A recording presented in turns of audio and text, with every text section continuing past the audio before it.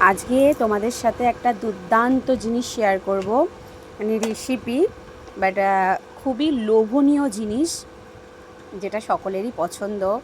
আমি এখন এডিট করছি ভিডিওটা, আমারই মুখে জল চলে আসছে, এর মধ্যে টপাক করে একটা খেয়ে নিই। তো যাই হোক, তো মেজারমেন্টটা দেখে নাও।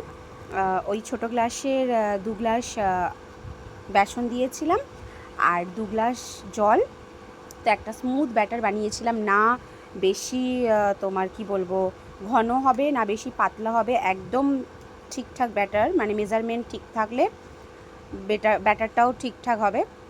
তো ওই রকম একটা ব্যাটার, স্মুথ ব্যাটার বানিয়ে নিতে হবে। নিয়ে তারপরে ওটাকে বড়া করতে হবে, ঠিক আছে? ওটাকে একদম কি বলবো, আমি 1 চামচ করে দিয়েছিলাম, যেমনি যে খাওয়ার স্পুনগুলো হয় ওই রকমেরই 1 চামচ করে দিয়েছিলাম তেলেতে। একদম পাতলা বড়া বানিয়েছিলাম, বাট একটু ক্রাঞ্চি হবে বড়াটা। ওই রকম করে বড়াটা ভেজে নিতে হবে। তারপরে ওটাকে, তো চলো তোমরা পরপর দেখতে থাকো, তারপরে আমি বলছি। এইদিকে যে কড়া বসিয়ে দিয়েছি, আর এইদিকে চিনির শিরা বানাবো বলে সেটা এবারে রেডি করছি।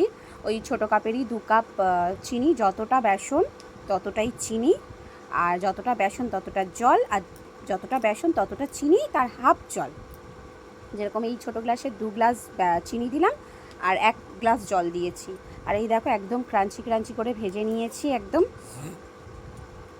আর তারপরে এদিকে চিনির শিরাও মানে অলমোস্ট রেডি। আর ওর মধ্যে একটু ফুড কালার মিশিয়ে দিতে হবে, আমার ঘরেতে ফুড কালার ছিল সেই জন্য আমি মিশিয়েছি। ফুড কালারটা দিতেই হবে, লাড্ডু বলে কথা, একটু অরেঞ্জেস আসবে। তো মোবাইলে অনেকটা ডার্ক মনে হচ্ছে, বাট মানে চিনির শিরাটা অতটা ডার্ক নয়, চিনির শিরাটা বেশ অরেঞ্জ, একদম পুরো অরেঞ্জ। অবশ্য যখন হাতায় তুলছি তখন অরেঞ্জটা ভালোই বোঝা যাচ্ছে।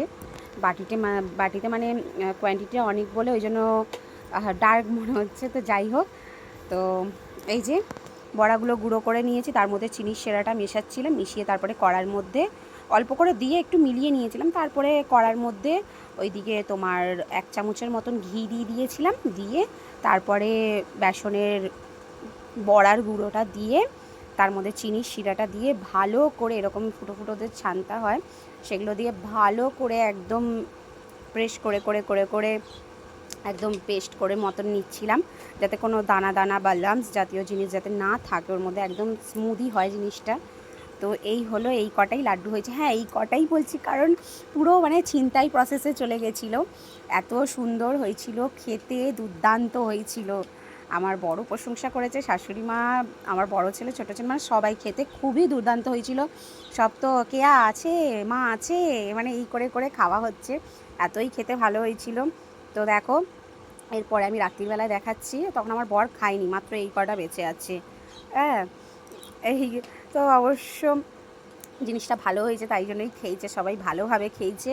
আর যখন কিছু মানে নতুন কিছু করি, তারপরে যখন সেই জিনিসটা সবাই খেয়ে প্রশংসা করে, তখন একটা আলাদাই ফিলিংস থাকে, আলাদাই আনন্দ থাকে, যে চলো বাবা, যাদের জন্য করেছি তাদের মানে সেই সফলতাটা পাওয়া গেছে। তো আমার তো খুব পছন্দ হয়েছে, তোমরাও একবার করে দেখো, ট্রাই করে দেখো। আমিও অবশ্যই ইউটিউব থেকেই দেখেছি। তো চলো।